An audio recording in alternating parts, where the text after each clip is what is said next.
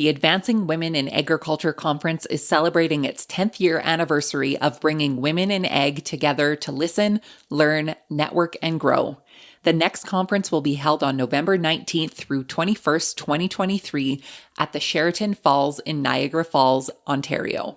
Join in on hearing over 25 expert speakers and role models from the ag and food sector that will provide you with inspiration, motivation, and new tools to help you succeed in your personal life, in your operation, or career. For more information or to register, visit advancingwomenconference.ca/2023 East or head to the link in today's show notes.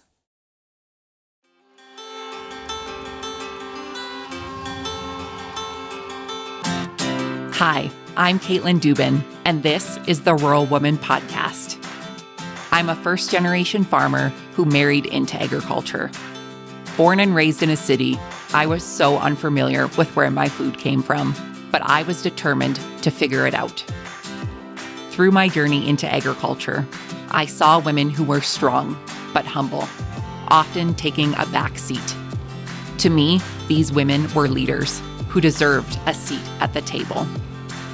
I created the Rural Woman Podcast to share the voices of women in an industry whose stories often went untold. The rural entrepreneurs who live and breathe their work, full of grit and pride. We come here to share our stories, to be in community with each other, to be challenged and inspired, but most importantly, to be celebrated and to be heard. We may not all live, farm, ranch, or homestead the same, but we are all connected. We are rural women, and our stories are worthy of being told.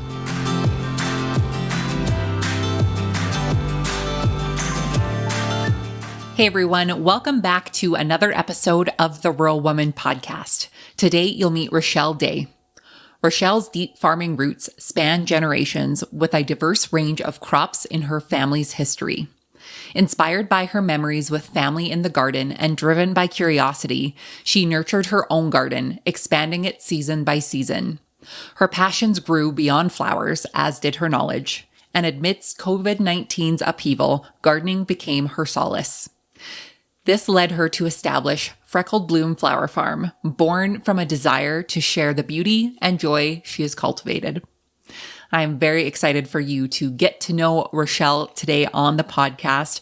Before we get to Rechelle's interview, I would like to invite you to share a rating and review with us of the Rural Woman Podcast, whether that be on your podcast player of choice or over on social media or the show notes for the show. Anywhere that you would like to leave a kind rating and review for the show, I would greatly appreciate it.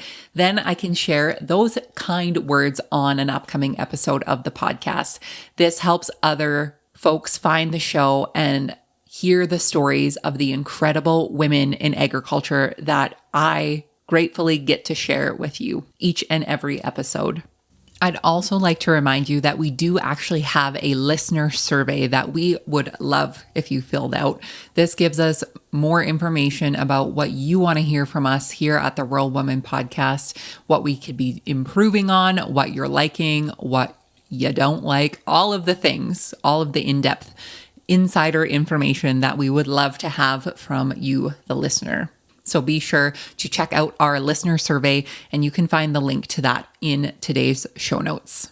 Before we get to this week's episode, I would just like to send a warm welcome to our newest patron of the Rural Woman Podcast, Kelsey W. Thank you so much for your financial support of the Rural Woman Podcast. It's because of folks like you and all the other patrons of the show that ensure the stories of women in agriculture continue to be shared through the show. So thank you so much for your support. Without further ado, my friends, let's get to this week's episode with Rechelle.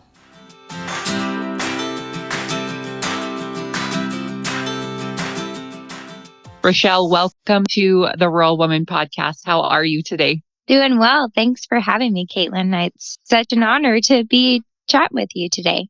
I feel the honor is mutual. I'm so excited to chat with you and dive into your story and to get to know more about you. So for the listeners who are unfamiliar with you, give us your background.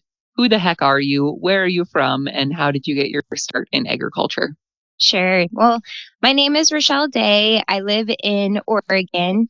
So I come from a family that's been farming for multiple generations. My grandparents did orchard crops. My father was a small farm in eastern Oregon, raising anything from watermelon to corn to wheat and mostly potatoes. And so I've always known agriculture, absolutely had a heart for it from the very beginning. It was those memories of going and getting fruit from my grandparents and walking around the neighborhood with our little wagon and distributing the fruit has really stuck with me even now into my journey with flowers. So yeah, I've had a long history of farming. The focus for my dad was always to include his children in the farm. And so, my brothers, they definitely helped, but so did I. And I, to this day, really love that my dad didn't segregate me out of the conversation and the work. I did anything from taking petioles and soil samples. And once I could drive, I worked the piler for the potato harvest. And then he decided to throw me into a 10-wheeler and that I was going to haul potatoes in the field to the processing plant. And I was such an intimidating process, and I was the only girl out there. I did some custom hay work as well, running the swather. There were some other high school girls that I worked with, but I was the only female out there. And so it was quite intimidating. And the guys were always like, what is she doing out here? But it really put a foundation in me just in life that, things can be hard. They may look like they're unachievable, but if you put in the hard work, you can do it. So yeah, growing up in a farming family, my dad always was like, it's really hard. He was a small guy in an environment where there were a lot of corporate farms. He watched every penny. And that's how he was able to continue to farm and do it successfully. But, there became a time in which he struggled to get the fertilizer guys to call him back because their focus was on these big corporate farms. So my brother really expressed a passion in farming. He went to school and got a degree in crops and soil science. And my dad just really encouraged him to maybe look at some jobs within these big corporate farms because number one, they provide healthcare and dental and a 401k. But as a small family farm, you have to take that out of your pocket and the expense can be pretty significant. And plus, the big corporate farms, they have the equipment, the staff, and all the technology. And so he did that. But I left the farm and went to Oregon State University and got my degrees in business and healthcare, and then decided I would get my MBA as well and pursued a profession in healthcare administration for about 20 years. All in which time I loved my experience. It was a great one. I learned a lot, but I always knew that farming still was in my soul. And I met my husband there at OSU. He lived here in Estacada. This is where his family was. And he started raising Christmas trees back when he was a little boy. And even through college, he rented ground and raised crops to help pay for college. And so when we met and then I got done with school, I moved here to Estacada with him and we farmed Christmas trees. So farming came back to me in the way of Christmas trees. And I always loved gardening as I worked my full-time job with 2 kids. Always built my garden. It got bigger and bigger and more flowers came into my life. I grew this obsession for plants and it really grew from there to the point where I had so much flowers. I was giving them away to my friends and my family, and they had just suggested, why don't you try to start a business and sell your flowers, Rechelle. So insert the pandemic when, you were stuck at home. And I mean, we live on about 40 acres here in Estacada. It was a beautiful sanctuary through all that time. It really got me thinking about maybe I'll make a go at flower farming. That's when kind of everybody started to, get the craze of let's start a flower farm. So yeah, that was really kind of my journey to flowers and flower farming. And I'm now going into my third season of growing cut flowers. And it's been a fun and exciting adventure. I think that you hit the nail on the head when it came to people discovering gardening in 2020. I know I am very guilty of that. Was the growth of flower farming in your area significant?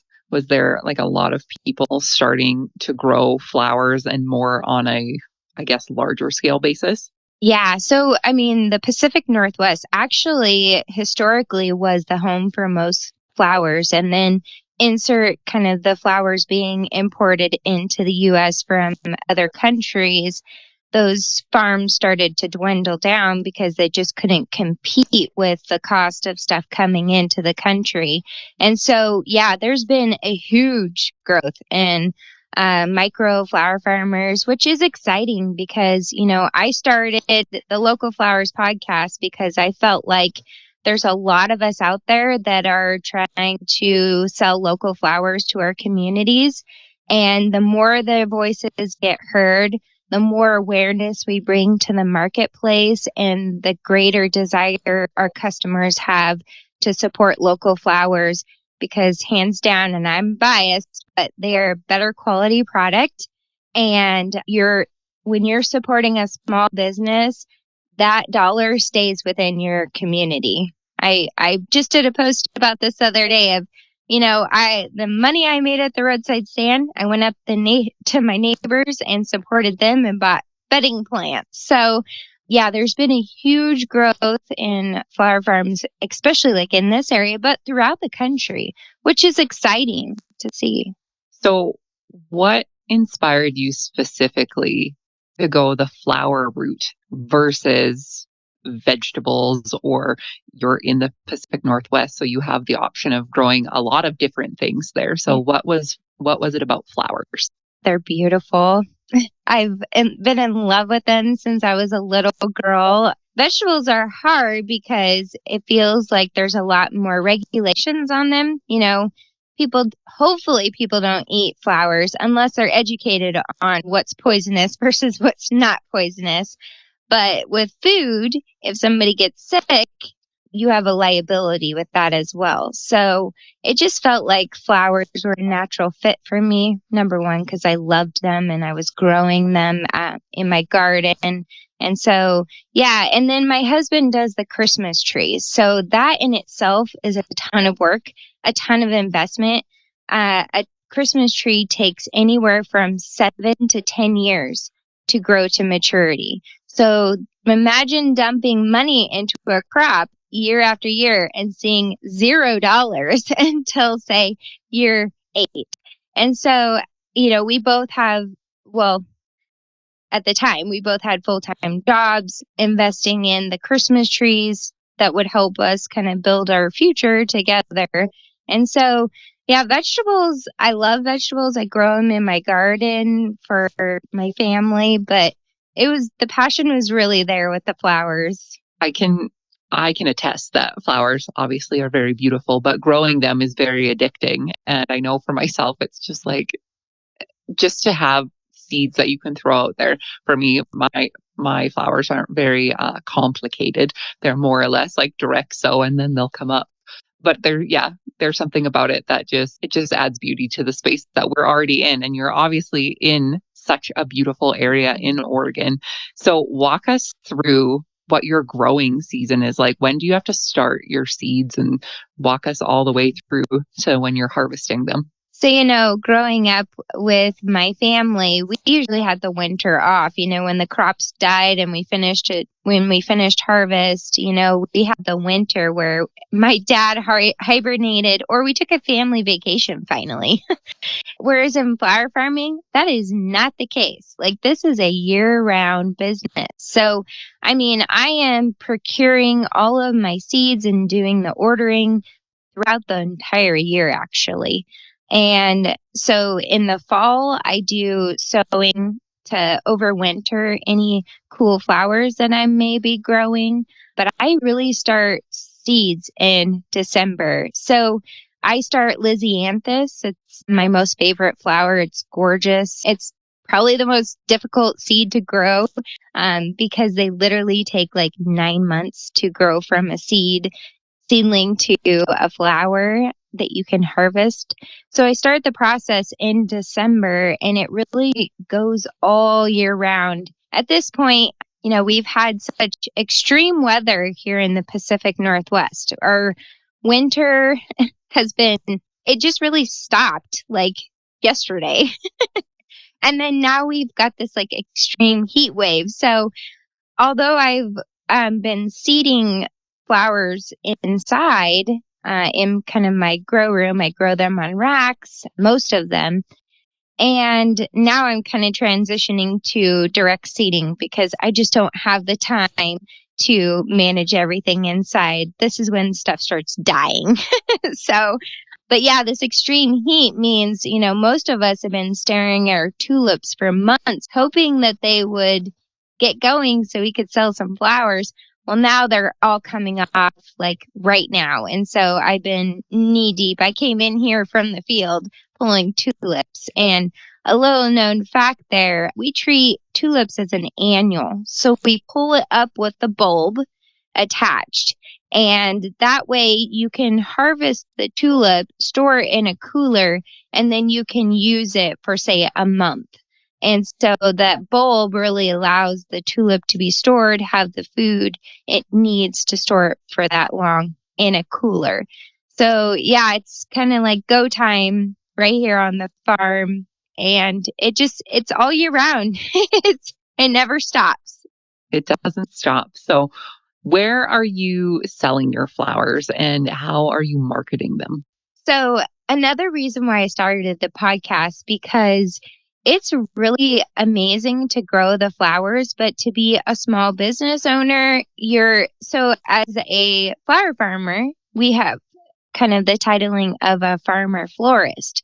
So there are those that grow the flowers and then they also design the flowers. But then there are those that are just mainly growing the flowers and selling them, say, at a wholesale level. So they're not arranging them. So I consider myself a farmer florist in which I'm raising the flowers, I'm designing them, and I'm selling them, which is a ton of work, all in kind of one job description.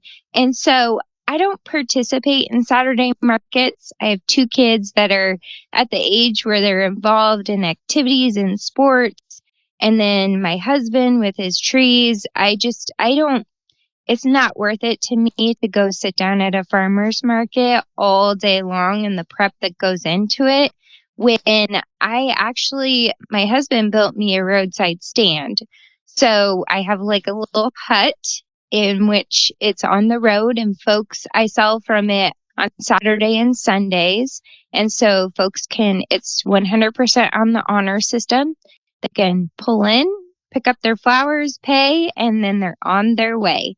And so I sell at the roadside stand. I also do pop-ups in our town. I'm doing some collaborations with some partners this year where they'll sell my flowers at their shops.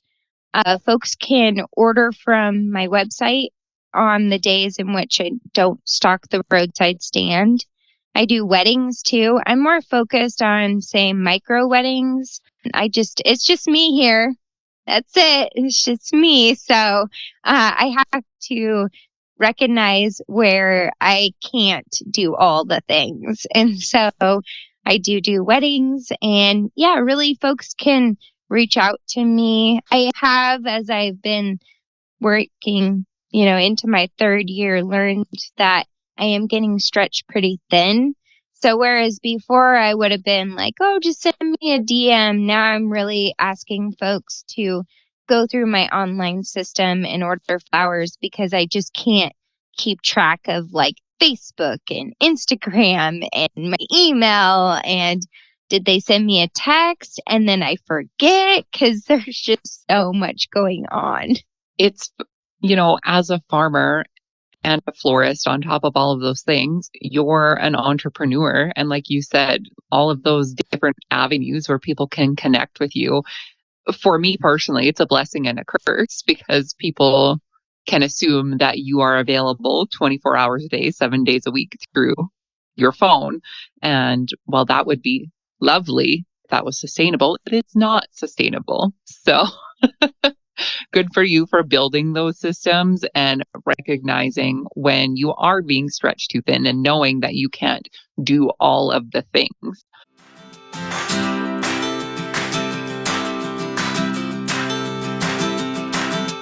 Get ready to join the celebration. The Advancing Women in Agriculture Conference is marking a decade of empowering women in agriculture to thrive, connect, and excel. From November 19th to 21st, 2023, you're invited to join us at the Sheraton Falls View in Niagara Falls, Ontario, for the 10th anniversary edition of the Advancing Women Conference East. This event is your opportunity to hear from more than 25 expert speakers and role models in the agriculture and food sector. They'll share their wisdom, inspiration, and valuable insights to help you succeed in your personal life, your farm operation, or your career. As a listener of the Rural Woman podcast, you can use promo code AWCESPL23 to save on your registration. That's AWCESPL23. For more information or to secure your spot today, visit advancingwomenconference.ca/2023 East or head to the link in today's show notes. Don't miss out on this incredible opportunity to celebrate and grow. Join the Advancing Women in Agriculture Conference, where inspiration meets empowerment.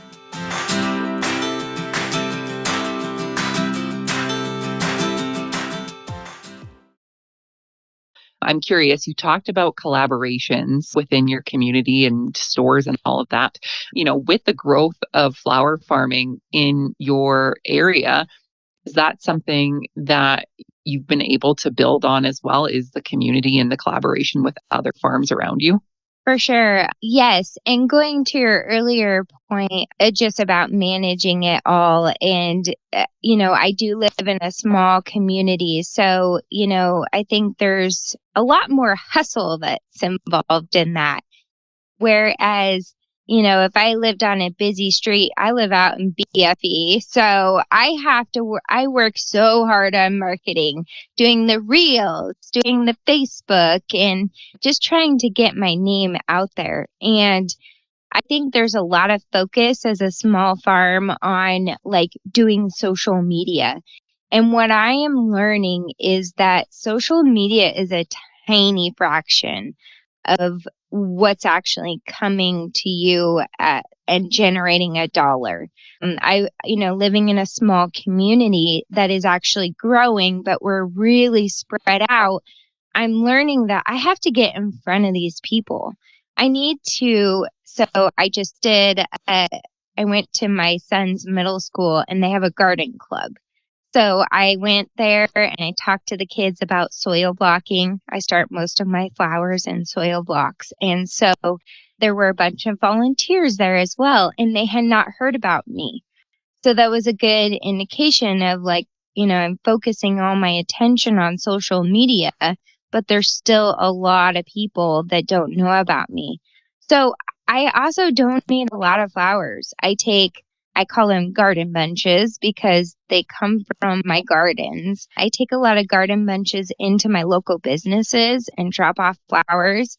And the number of messages and phone calls I've gotten from people that have seen my flowers in the restaurant or the store that would have never known about me is astonishing. And so I really learned that I have to actually get out there. And because I'm not participating in a Saturday market, which ours is really tiny, so I'm not sure that it would benefit me from going down there, is getting out in the community. And so, like on Fridays, especially when I'm just swimming in flowers, I go do a pop up outside of our fitness center on the highway. And the number of guys that come in and get flowers for the weekend, they don't follow me on social media. They, and so I'm like, make sure you tell your significant other all about me and to follow me.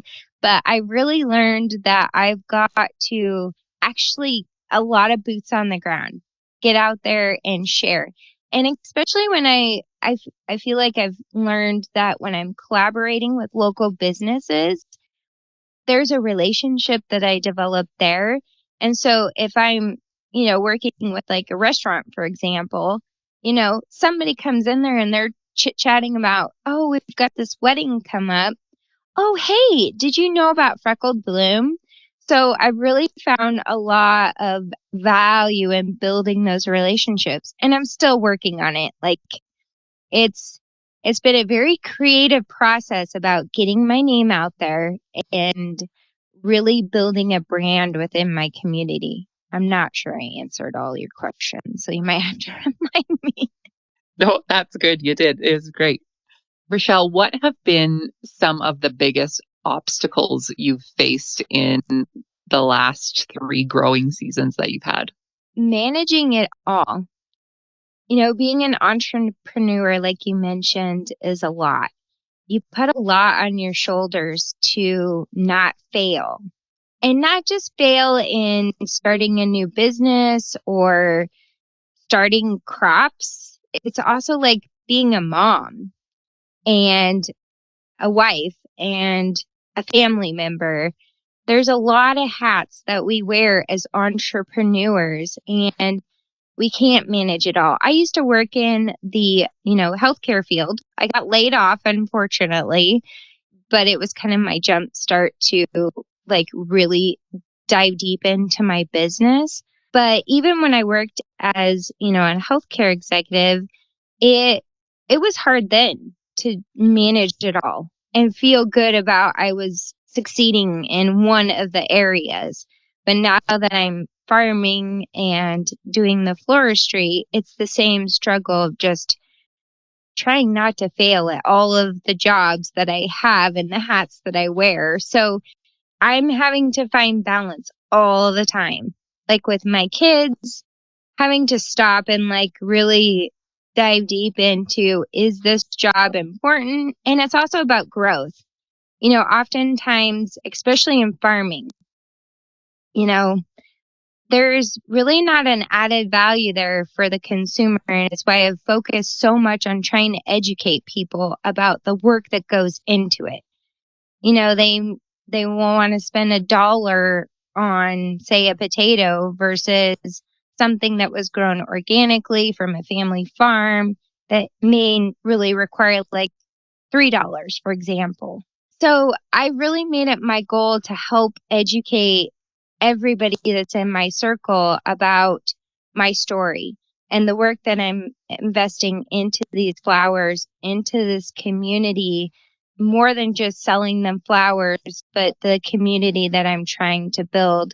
But just really managing it all is hard. And I learned that I have to draw a line too. I can grow so big and try to sell so much, but at the same time, I've got 2 kids and I have to find a balance there. And if I can, break even or make a tiny bit of profit, that's the goal. But I also got to go camping with my kids during the summer. So it's just really been managing it all. And then we talk a lot about self-care. I oftentimes don't partake in that, which is unfortunate.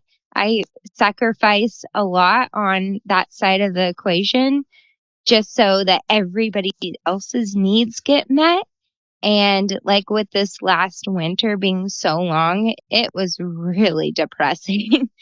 So, I do have to find like time for that though. I have recognized that I need to find a way to just cope with like the stress, the seasonality and all the things. And so again, why I started the Local Flowers podcast, because at least I can talk to flower farmers that totally get it. Yeah.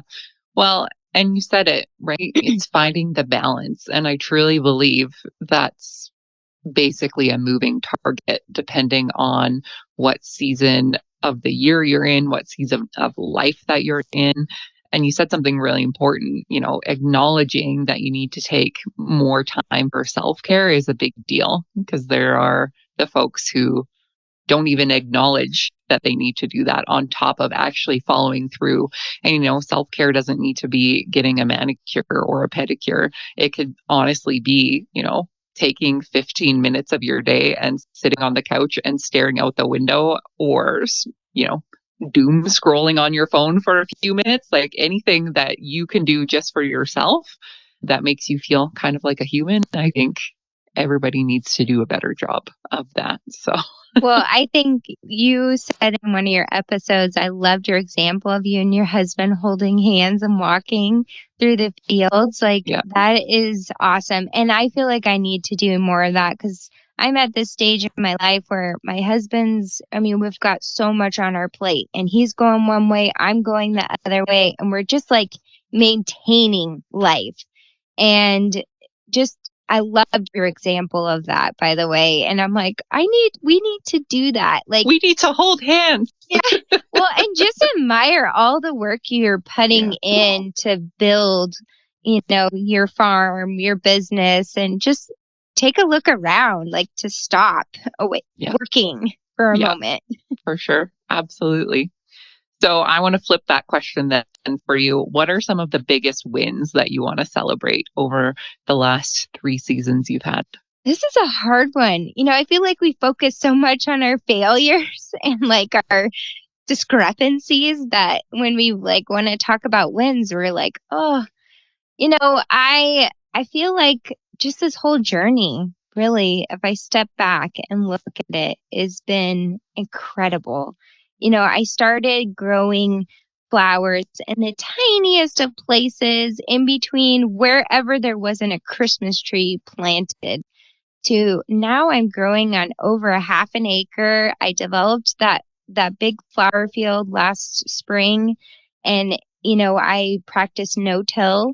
I've hauled so much compost by myself and now as like my specialty daffodils are blooming and I'm harvesting these flowers, it's just so rewarding to look at it and say, I did this with my own two hands. Like I, at a time in which I was working full time too, that I've done this. So I'm just really excited about the whole journey, really, and the evolution that I've went as a woman, a mom, a wife, like through the whole process. If I can look back on it, like I'm proud of myself for that. So Yeah, that's amazing. And you hit it on the nail again of, flipping that question around. It's really easy to talk about what all of the hard things are, but, talking about and celebrating your wins and, you provide such a wonderful service for your community. Like you grow flowers, which, in the grand scheme of things, are flowers a necessity in life?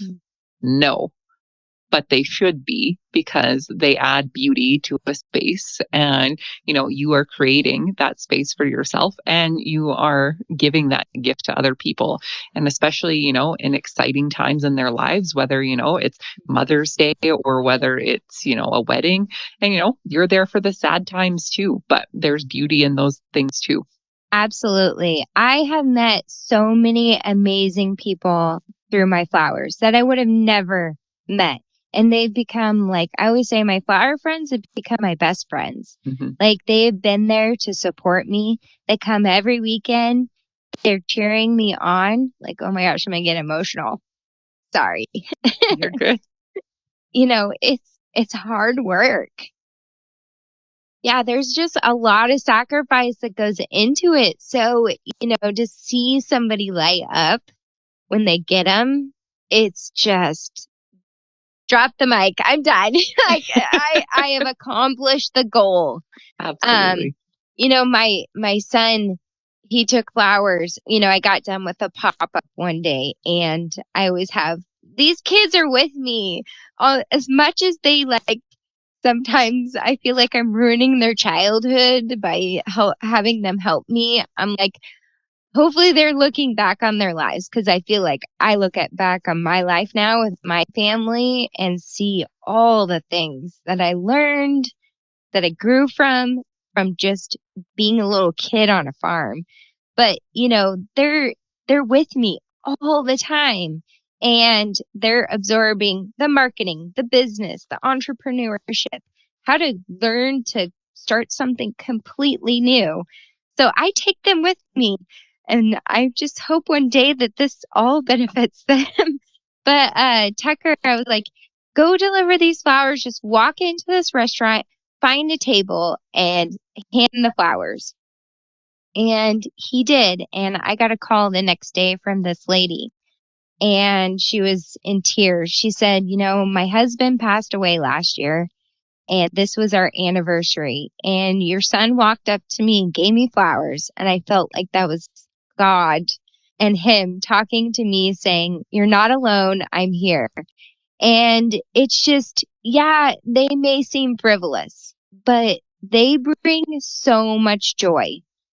If you're sitting at your computer all day in meetings, like having a vase of flowers next to you just allows you to look up and kind of daydream and think about all the things in life, what you want to do, goals you have. Like there's such an insight into daydreaming and exploring your potential. So I've had such an amazing journey with them. I've met so many people, like I mentioned, that I would have never met before. And it's just been really exciting to connect with them. Well, that story made me misty. Thanks for that. So good. Rechelle, what advice would you have to give to someone who's listening, who's thought about or dreamed about starting a flower farm?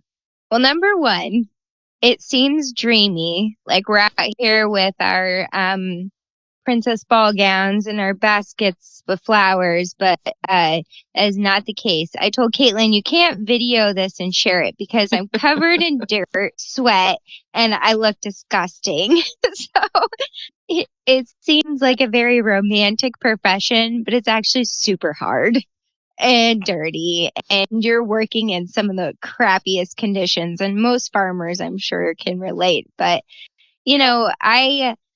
I love your podcast because you tell so many inspiring stories from women that are, you know, going through this journey with their family and trying to juggle it all and just trying to find their way in all of it too. And so I just, it is beautiful. Like the flowers are gorgeous and they do sell themselves. And if you have a dream, I say go for it. Plant the seeds, start small. You may learn that this is not what you want to do. And that's really kind of my advice is just start small and grow from there, because you'll learn along the way what you like and what you don't like, what you're good at and what you really aren't so good at. So that would be my advice, at least. Yes, I can agree with that, of the starting small and growing from there.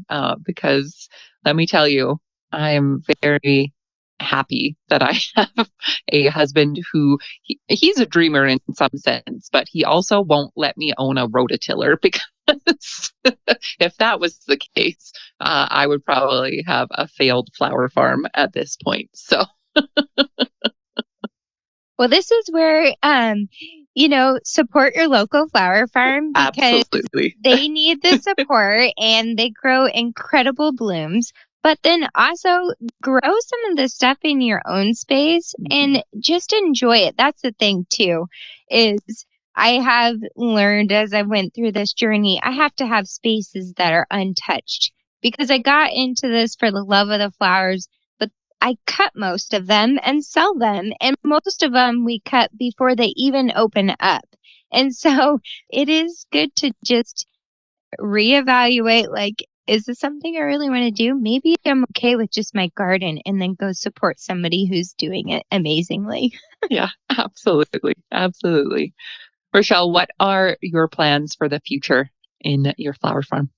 Well, I am truly becoming connected with the flowers. I'm learning what I like to grow, what I suck at growing, and stuff that just isn't selling. And so I want to get more flowers into the hands of my community. I want to tell the story of local flowers and how by supporting a local flower farmer, you're supporting your community, that those dollars stay within your community. The carbon footprint that goes with local flowers stays within your community. And so, yeah, my goal is just to continue growing and learning what I'm really good at and growing from there. And then also just really focusing on the education side of it so that folks understand where their product's coming from and the hard work that goes into it. Absolutely. So good. My last question for you is, what is the most rewarding part about being a rural woman for you? We live in a beautiful place. I live in the forest in the Pacific Northwest, and I walk our creek every single day and just admire the beauty of nature. And just, I think being in the presence of a quiet space is the most magical experience ever.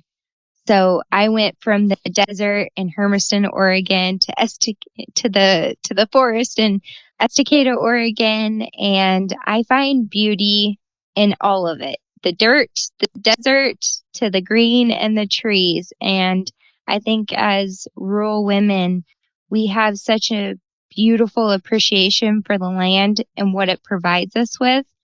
And yeah, I just appreciate the opportunity to live here and to grow here. Well said. Very well said. Rechelle, it has been lovely chatting with you today and hearing all about the beautiful flowers.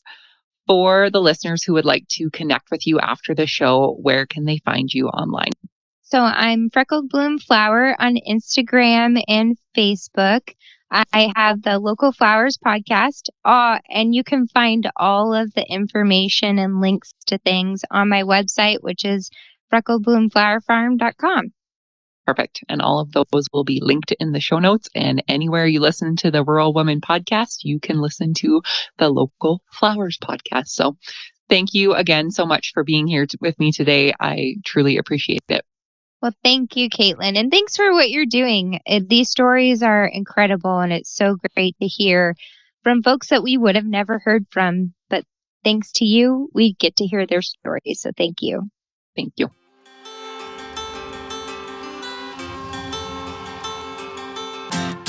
Thanks for listening to the Rural Woman Podcast. The Rural Woman Podcast is more than just a podcast. We are a community. A huge thank you to the Rural Woman Podcast team, audio editor Max Hofer, and admin support from Kim & Co. Online. A special thanks to our Patreon executive producers, Sarah Riedner from Happiness by the Acre and Carrie Munven from Blaystone Farms. To learn how you can become a Patreon executive producer or other ways to financially support the show, head on over to wildrosefarmer.com to learn more. Be sure to hit the follow or subscribe button wherever you listen to the podcast to get the latest episodes directly on your playlist. And if you are loving the show, please be sure to leave a rating and review on Apple Podcasts or any other platform that accepts ratings and reviews. You can connect with us on social media at The Rural Woman Podcast and with me at Wild Rose Farmer. One of the best ways you can support the show is by sharing it. Send this episode to a friend or share on your social media. Let's strengthen and amplify the voices of women in agriculture together. Until next time, my friend, keep sharing your story.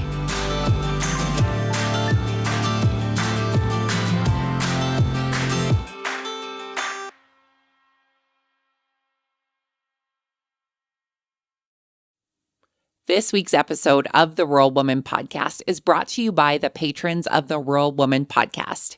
This amazing group of individuals contribute financially to the Rural Woman Podcast to ensure the stories of women in agriculture hit your earbuds each and every week. Want to join them in supporting the stories of women in agriculture while getting access to extended episodes, patron-only episodes, and other great perks? Head on over to wildrosefarmer.com to learn more about how you can become a patron through Patreon.